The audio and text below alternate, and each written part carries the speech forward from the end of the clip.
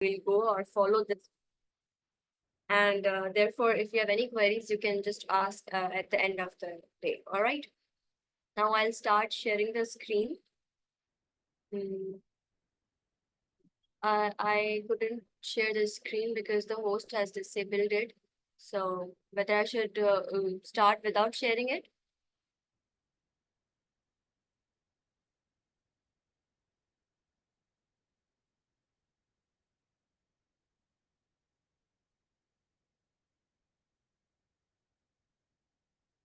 Um, who is the host here? I guess Manaz, you are dealing with with these things.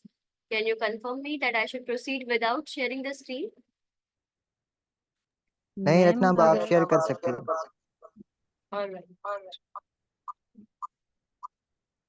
Okay, perfect.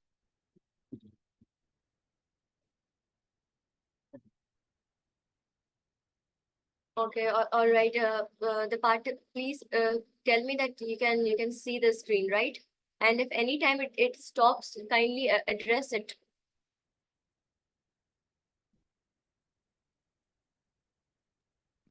yes ma'am, it's clear. All right, perfect. So let's begin with our session. The research and drafting skills. I'll first begin with the research session itself.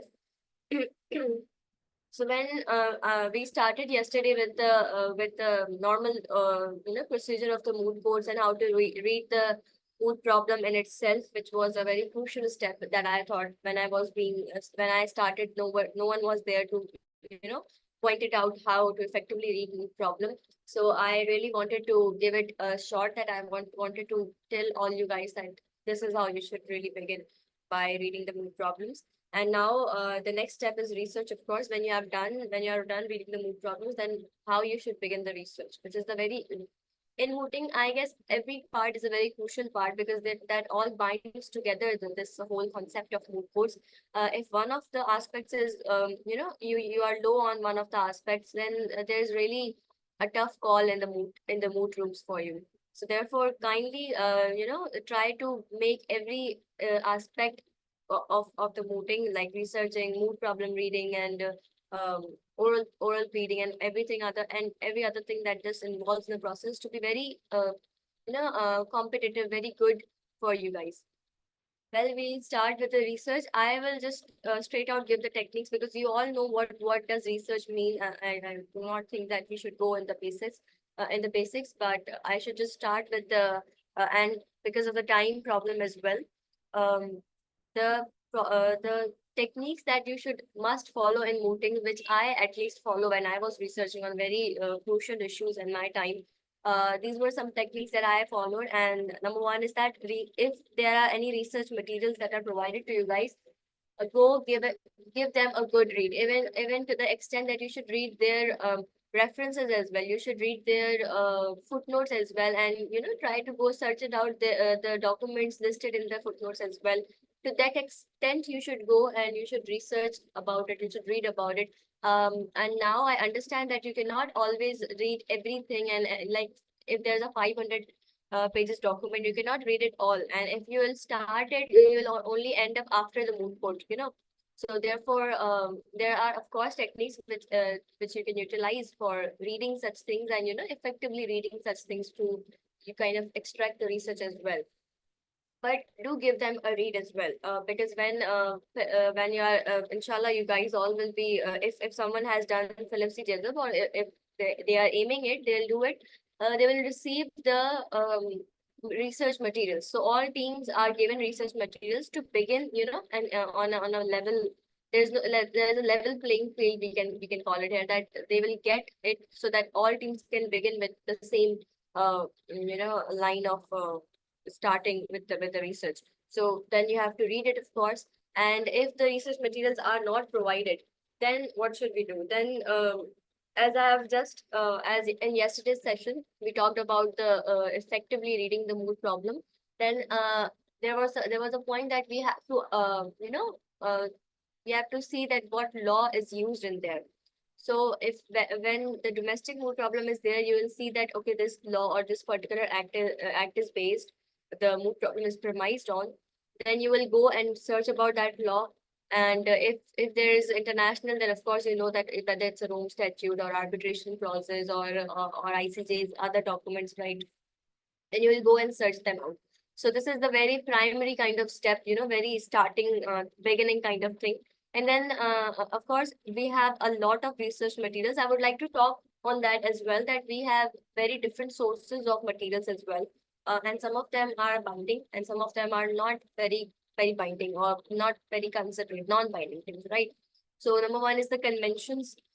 If we have to go in the international domain, so conventions, then customary laws, and then there is judgments of the courts, which are not precedent in itself, because international law doesn't have this do not have this concept of precedent. This only exists in domestic courts.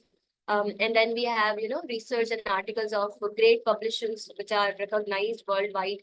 And lastly, there was another thing as well. I just forgot that. Well, we'll recall it when we begin it.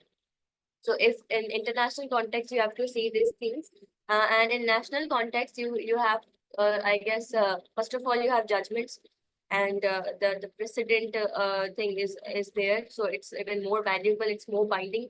Then you have on park law side, if anybody has, if any of you guys have this law side, then there are different articles as well. There are different lawyers who publish their articles there.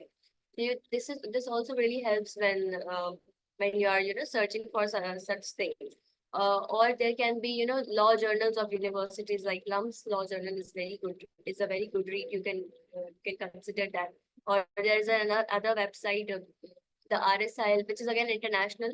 But on for domestic things, there are few other websites as well, which I will either share to Anil so that he can share that with you guys, or if I can recall them here, I'll list them here as well. So these are the things which are, you can just you can start with the research things. Now, of course, commentaries, whenever the books are involved, whenever the sections or acts are involved, so whether in international or national laws, you get the commentaries. In any library, in any bookstore, you'll get the commentaries. Even the penal code or the procedural law or any other things as well, the harassment cases or other kind of laws. Mostly there are commentaries available of very good advocates and judges or former judges, or publishers, academics. These people really help you with these things. So you have to start with them as well. Of course, a judgment is more binding than a commentary itself. But when you cannot find a good judgment to your case, you can always refer the commentaries as well. And now how to read the commentaries as well. The commentaries are, of course, they are very tiring, they are very long. You cannot read all of them, and if you read all of them, then you're just reading another book which you are bored at, sitting while waiting for your train or something, and you'll just read it in a one go, and you will not understand anything. So do not do that, because it will only consume your time and nothing else. But when you're going for commentaries and you're going for effective research things, you should search it by keywords. If I could show you one commentary that I have listed here, which is, of course, since I have dealt with international and international law in itself, so I have only examples of international law more than domestic law. I've researched it out for you guys, for the domestic law as well. But this is my really go-to area for teaching and all. So this is a commentary on International Criminal Court, ICC, right? And now if you see, if I just have to start with page number 6, let's see what we can tell.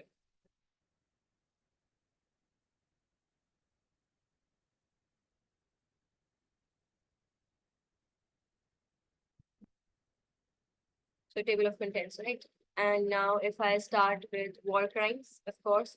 Now there are general remarks, there are preparatory works. Okay, whenever you are dealing with any kind of section, there is preparatory work involved in that. So you will really consider what the drafter's intent was when the drafter was drafting this kind of this kind of section. So you have to give it a good read as well. Most of the times it will give you a good idea of how to interpret the section according to your argument. And even if the respondent side, or if the against if the other party is interpreting it in a very different way, so you can always have an upper hand in that scenario as well, that no, your excellency, see, this is the preparatory work involved in, and the drafter had this intention to draft it, and that's how it should be interpreted only, if we are debating on the interpretation of that particular section. So that will always help you out. Now, if we talk about searching of the things, in war crime, let's search as a military object, right? See, whenever I start searching, it's we could see that where it was going. Military occupation, military object. So any kind of word. This is a very general word that I've used. So there are 128 results, but you can just start with that thing. And now you'll see which kind of section you need, and where you need to see the things that involves your question, right? You can just always start in that scenario, and that will really save a lot of your time when comparatively reading all the commentary all along, right? And the next thing is that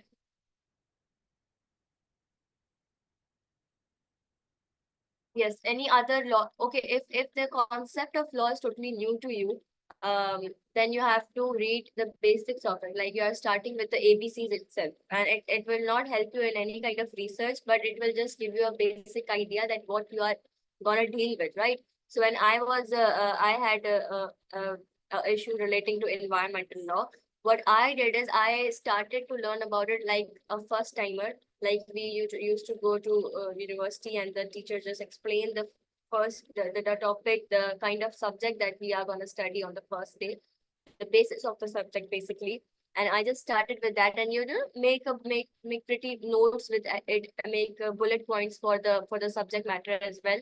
So you have to do it in the mooting as well. I have done it for environmental law as well. And if I could share you, whenever the screen stops, kindly tell me, because yesterday there were time the screen was really stopped, and I had no idea about it. So kindly, if it happens again, please tell me. So if you guys can see that I have just ma'am started with the base. Yes, Mehnaz.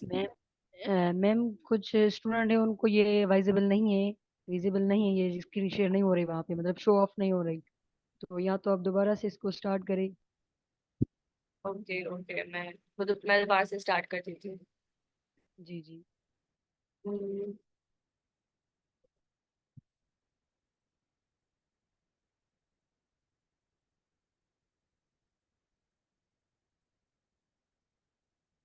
अब ठीक है।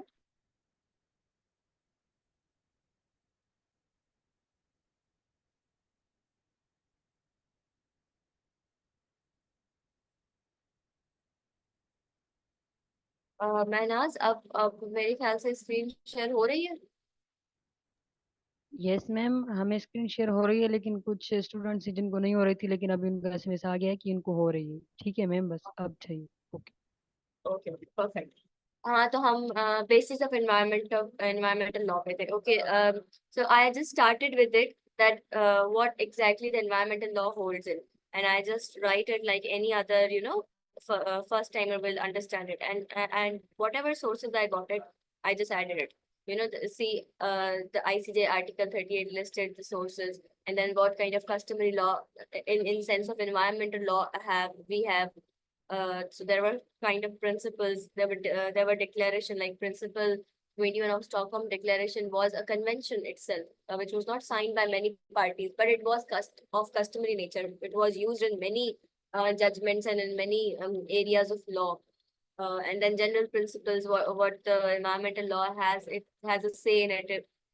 Like the pulp mills case of ICJ, it really talks about these things, and the other sources of law. Because of course I have to, confine my understanding of environmental law to the extent of mooting as well. So I had to, add these kind of things as well. Now, principles of environmental law, and what I understood from it, what I, my teammate also got a good help from it, and we then started our research from these things. So we used these things, and we kind of, the issue was not even, it didn't need any other kind of things as well. It was confined to this as well. So, a basic start of your law, a basic start of reading it, and kind of to understand it, the concept in itself really helps you with the research in itself. Now I got within 2 days or within one day, I just researched about it and I got the cases. Now I'll start with the case, like we have a case here. ICJ's 1996 advisory opinion on the legality of threat of nuclear weapons. So I know that, okay, I'll get something concerning to environment in that judgment. So now my next read after this would be this case, and that's how I'll proceed. You get a link from certain document, then you get another link from another document. That's how research really goes on. And sources of law, of course, that I used, that I just said that binding sources are really reliable. Whenever you get, you get two things. If you are getting a thing that is binding, and you're getting a thing which is non-binding. Whenever you are getting the opportunity, if you do not get an opportunity and you have no other choice to just go with the non-binding things, which I had in the sanction issue, because sanction was not widely, researched about, or there were no judgments other than one case, Iranian assets case. So I had no other, opportunity to consider the binding thing. So I had to take whatever the non-binding sources I was getting for my research. But whenever you are having that ability, or having that giving that opportunity, you should always go for the binding things. It will, even if your argument is a bit, loose argument, or not very good argument up to mark against your opponent, then sometimes the judges will give a binding the binding document more weightage. In domestic law, at least. In international law, the judges are very reluctant for that thing, because of course there's no precedent in binding thing involved. But in domestic law, it really helps you. So in national moot courts, go for the binding sources always. And in domestic law, one of my teammate had utilized this argument, which I really find very good, when he was quoting a law and the other party was also quoting the same law, right? Kind of similar, same law, but they both had different judgments. Now, what made him shine towards the judges is when he said that the number of judges that are written in the judgment. Of course, we get a list of judges, that how many judges are comprising the bench, right? So he pointed out that the opponent has a number of judges which are, less in number, and the judgment that I am quoting, the number of judges are more in number. So that makes my judgment more binding to you than the other one, and that's where the judges were impressed. That's where he won that round. There's a point when you realize that, okay, what I have just spoken to, what I have just said to the judges, this will win me. This is a cool shot that I just did. So this also, in domestic law, whenever you're going for nationals, this will always amaze the judges. So I just find it very nice. So that's I don't I think that I should share it with you guys. And lastly, for journals and articles, as I said that there are many journals and there are many articles regarding the domestic law and international law as well. But the journals and the articles are very lengthy. So you cannot, consume much time. You cannot give much time. Even if when the nationals are only a month, you get a month preparation, in which you have to, draft the memorial, submit the memorial, and then you have to also focus on your pleadings as well, for oral rounds. So you really need to manage the time while researching as well. So this is one of a great technique, that always start any article with its abstract and lastly the conclusion. You will get an idea that what this article will be able to give you. If this article will be able to give you the some slight of research according to your issue, then go for it. If you understand it from abstract or conclusion, otherwise leave it there. Or you can do it another thing, for which I do as well, that if that article contains headings, then I go check the headings as well. If heading is useful, then I'll just read that paragraph. Otherwise, I'll just always leave the article when the abstract or conclusion doesn't, really seems relevant for my issue. This is one of a great technique for researching as well. And now again, whenever you are researching, the other things are okay, but judgment reading effect and effectively judgment reading is a crucial thing.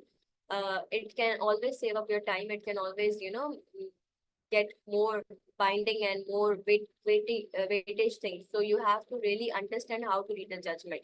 And you cannot read a judgment of 800 long pages or 1,000 pages. Sometimes international law consumes this much of things. So you always have to, effectively go for it. There are some tricks that I use personally.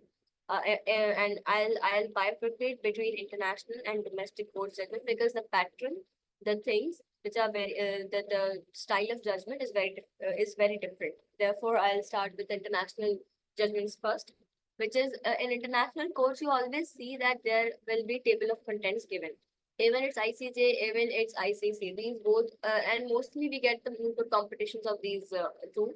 So the table of contents really helps, and I'll show you one of the things. You can easily go for it. Now there's a pre-trial chamber judgment of Katanga, right?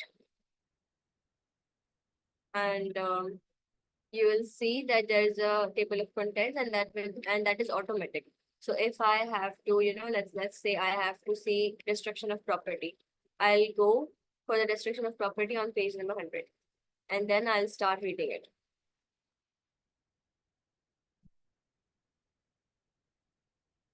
Page number 100, destruction of property. I have to just see the destruction of whatever it holds, and I'll give it a read.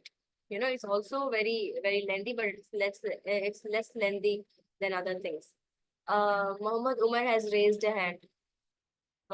Okay, sure, Muhammad, you can ask the question. It's not the question. Actually, I was like, the screen is not visible again. Can you please make it correct? All right. So you can really start with it, and even if and now the second issue has started, whether there was sufficient evidence or not to believe the crime was committed. So that's how you can always begin. And if we are dealing an international judgment which is not of ICJ or ICC but of a human rights court like the European Court of Human Rights, I have dealt with these judgments as well in my sanctions issue where due process requirement was made, and then the structure of the judgments is very different there. You will not get a table of contents there. You will only it will just start with the facts, with a portion of facts, and then after the law. So you have to use the technique of using keywords. Due process, for example, you'll search it and you will read the paragraph relevant for the due process. If you do not get anything likely of ICJ and ICC, right? And and there's also one more technique that you will in these kind of judgments like European Court of Human Rights, you can also go for the issues as well. You will see that the last paragraph mostly holds that what the judge has what the judge has dismissed as an issue. So you'll really get an idea that if you are going for a jurisdiction thing, right, in the judgment, and the judge say that this court doesn't have any jurisdiction, so you'll really see that you cannot get the points of petitioner to support that this court has jurisdiction. You will go for but you will of course gain the points for the respondent, that on what grounds the court has mentioned that this court does not hold any jurisdiction. So it always helps you a lot as well. And again, the relevant headings, when I just said that in the journals, there are relevant headings, but in the European Court of Human Rights, there are also relevant headings. No table of contents, but relevant headings are placed. So you can, just screen through it and you can consider the heading. If it's relevant, go for the paragraph, otherwise leave it. And yes, relevant words that I just talked about you, that freedom of association, sanction, whichever is, relevant for your case. And yes, this is one of the crucial things that I just said, that go for the footnotes as well, go for the other judgments and other, whatever the judges have quoted, wherever the judges have gained that knowledge, that rule that the judges are applying in that particular case, they will always list it out either in footnotes, or they will, in between of the judgment, they will write it that I have, if I'm quoting that particular paragraph from this kind of customary law, from this kind of judgment, and you go read that relevant paragraphs of the judgments that the judges have quoted, you will always get something worthy to, use for your arguments as well. So this is how any international mood courts research should be done. These are some techniques that I use and that really saved a lot of my time and really helped me a lot. And now moving forward to domestic courts judgment, I have not personally done any kind of national, so I do not really know that how to research on the domestic courts. But I have this habit for my academics. I go for the judgments of domestic courts. Of course, we are dealing with the domestic laws. So, for example, rent law, or for example, tax law. I really research our judgments, and and I could see that if I could get anything really worthy to write in my exam, so I'll get that extra brownie points. And also sometimes whenever you are reading the law, whenever you are doing, since I have done moot courts, maybe that's why, but that then academics more will be very boring for you if you are in an exhaustive process of mooting for 6 straight months, 6 or 8 straight months. Then it gets really boring when you are going shifting towards your academics as well. So therefore, to regain that spark in me, I just read judgments or articles and abstracts, and then I add those in my academics as well. That also helps me a lot with the marks as well, and it also makes me very very kind of enthusiastic about the academics as well, because I get that essence of research in the academics as well. So the judgments, therefore I could teach you guys about the judgments of domestic court. Of course, it will not have any kind of table of content. Therefore, you have to just understand the structure of the judgment. So in order to, really save your time and really read the relevant portion. So we can see that there are the domestic court of judgment will first lead you to the facts of the case, or either the history of the case. If it's a petition in the Supreme Court, like I have just pointed out here, if we can, really see that, yes, Supreme Court's judgment. So this is the Supreme Court's judgment in appellate jurisdiction, right? So it's a bit, so it will always have the history of the case and where it was filed, how it was filed, by whom it was filed, what were the facts of the case, and why the judge dismissed it or either hold it, what are the grievances of the applicant or respondent or the petitioner who has just filed a civil petition, So all of the things will be involved there. And here you can see that the judges list is there, which were present in that petition. So whenever any other justice has said that if there are 4 more judges or 5 more judges, or even 1 or 2 more judges, this judgment will not hold any gravity against that. So you will always use the other judgments as well. But let's start with this. Go for the thing first. You know that it's a civil petition. All right, it was passed against the order of Islamabad High Court, right? Then you see that who's the petitioner, who's the respondent. Then the judgments really start, and the judge will start saying that what kind of judgment it is. And now the phrases like brief facts of the case as the respondent. Now this is how judges are leading you that where they are going. These are the facts of the case or the history. You if that's relevant to you, read it. Not relevant, leave it. Then they will tell you that why this impugned order was dismissed, as it is mentioned here, right? And now the grievances of petitioner back. Now the judges is kind of telling you that why the petitioner actually filed the petition. What was the main cause of action? This is these whole paragraphs are dedicated to it. And then the counsel for the respondent relies upon. That means the counsel is now making arguments. The judges are referring the arguments that the counsel for respondent made in between the pleadings. So if and this really helps a lot. Even I was listening to Justice Qayyum, not Justice Qayyum, but there was an advocate Qayyum. I guess if I have not forgotten his name, I usually listen these kind of advocates who really helps a lot to make me help to regain my to make the unconscious habits. So he once said that whenever you are reading a judgment, go for the arguments that the judges have noted of the respondent or the petitioner, and write these arguments even if they are not relevant for your cases. If they, you'll find some other thing for that argument. And this just blown up my mind. I was, you are reading the judgment anyway. You are doing half the work. So you can, really just give it a more half hour or an hour to note down that particular argument of the respondent's client, of the respondent's advocate or the petitioner advocate, and it will really help. And write it in journal, or it will really help you in other cases as well, because they were continuously practicing. So therefore, Mehnaz, you are trying to say something? Yes ma'am, मेरी आवाज आ रही है आपको? I'm really sorry, I cannot hear you. Ma'am मेरी आवाज नहीं आ रही आपको? थोड़ी बहुत आ रही है. I need to really focus. Actually ma'am शायद नेटवर्क इशू है, बहुत सारे स्टूडेंट को वही सेम इशू आ रहा है कि उनको जो स्क्रीन है वो विजिबल नहीं है। तो जो आप टॉपिक पढ़ा रही हैं डोमेस्टिक जजमेंट या लॉज का, वो उनको शो नहीं हो रहा, तो वो हम